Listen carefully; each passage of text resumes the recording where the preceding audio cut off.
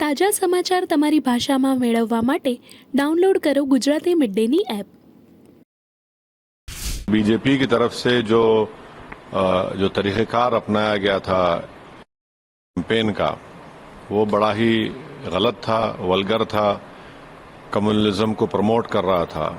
उनके गलत फैसले, अवाम दुश्मन फैसले, किसानों को तंग करना, नौजवानों को रोजगार से महरूम कर देना, महंगाई को कंट्रोल नहीं करना, चीन जो हमारी ज़मीन पे कब्जा करके बैठा है उस पर आंखें बंद कर लेना, तो ये ऐसी चीज़ें थी जो अवाम में चल रहा था।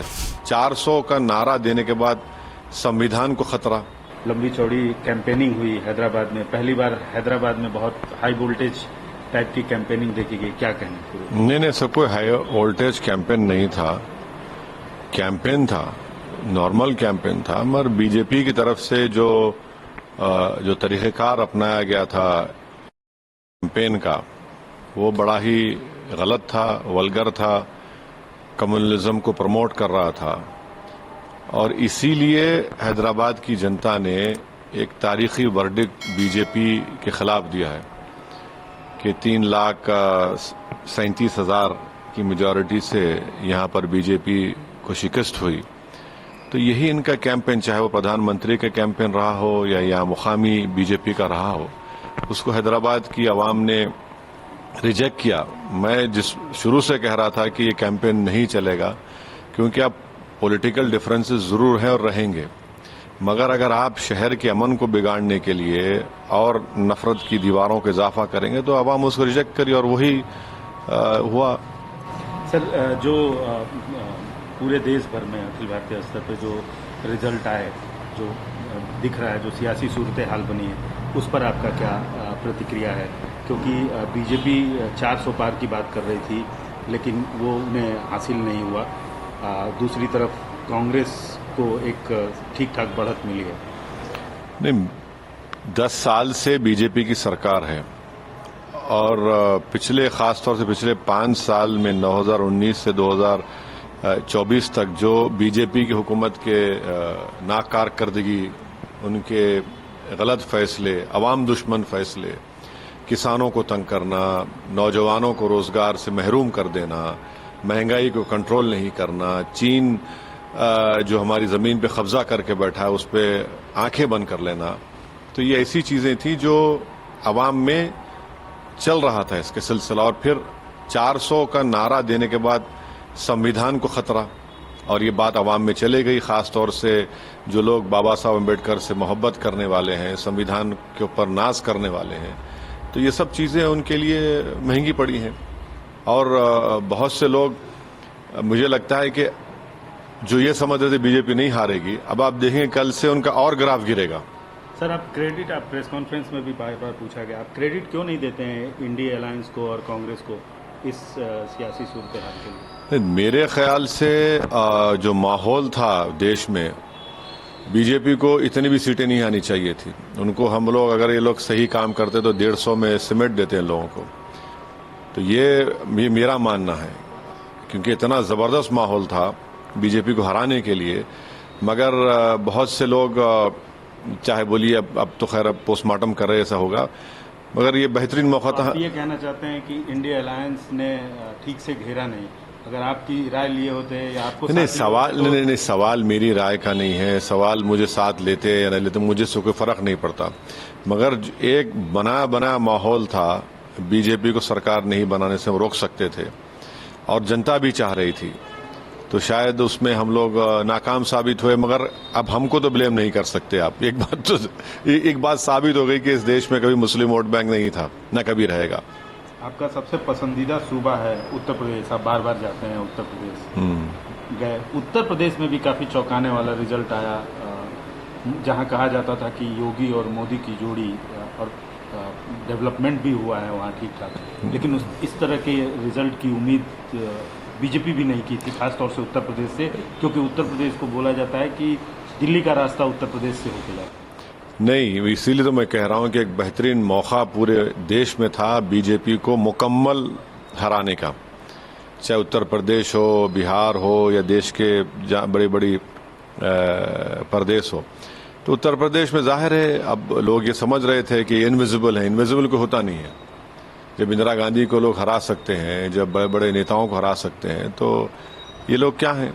तो इसीलिए जहां से जिस प्रदेश से प्रधानमंत्री खुद आते हैं, आज वहीं पर उसके अतराफ में जितनी सीटें हार गए, बनारस के अतराफ में कितनी सीटें हार गई बीजेपी, आप देख लीजिए ये कितनी सीटें हार गई। माने जो बोलते थे कि नहीं अतराफ में पूरा उनका बड़ा जोर है, शोर है, ना जोर है ना शोर है ना कुछ नहीं है, अब तो सन्नाटा है। मगर क्या प्रधानमंत्री एक बैसाखियों के सहारे सरकार चलाएंगे? अगर वो बनाते हैं मोदी जी तो देखना पड़ेगा। तो बैसाखी किसको बोल रहे हैं, चंद्रबाबू नायडू को नहीं नहीं और नीतीश कुमार को? देखिए जो 400 की बात कर रहे थे, जो आपने बैसाखी नहीं बोला। सुनिए बैसाखी दोनों तरफ होती है। नहीं सुनिए, जो 400 की बात कर रहे थे, जो बोल रहे थे कि सब खत्म हो जाएगा, और जो कह रहे थे कि जो फुला भक्त होगा वही दिल्ली में राज करेगा, अब किसके भक्त बनेंगे ये? अब किसके इशारे पे काम करेंगे? तो ये देखना पड़ेगा। ये देश देखना चाह रहा है।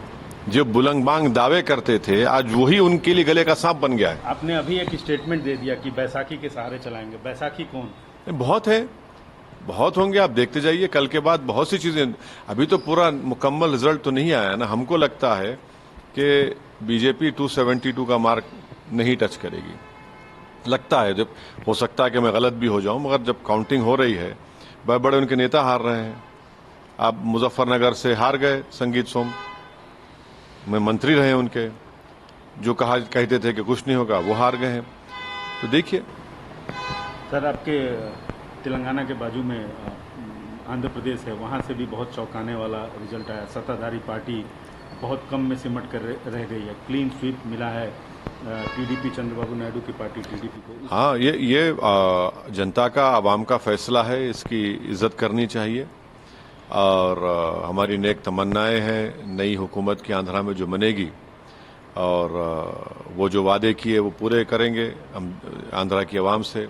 और मुझे यकीन है कि जगन मोहन रेड्डी इंट्रोस्पेक्शन करेंगे, और उनके पास तो अभी वो बहुत नौजवान हैं, टाइम है उनके पास, वो उन तमाम चीज़ों को सुधारेंगे। सर, अंतिम और सबसे अहम सवाल, हम उम्मीद करते हैं कि आप इसका जवाब देंगे।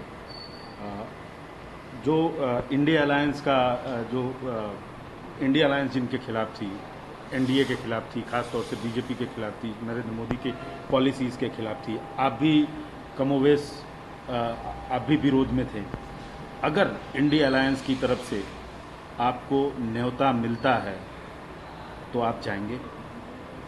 देखिए, ये ifs and buts and possibilities की बात मैं नहीं कर सकता, मगर मैंने चुनाव के दौरान ही इस बात को कह दिया था कि अगर कोई ऐसा मौका आता है कि नॉन एनडीए और एक नरेंद्र मोदी को रोकने के लिए किसी को प्रधानमंत्री बनाने का मौका मिल सकता है, तो हम यकीनन उनका साथ देंगे, क्योंकि ये फैसला मुल्क के और संविधान के मफाद में होगा।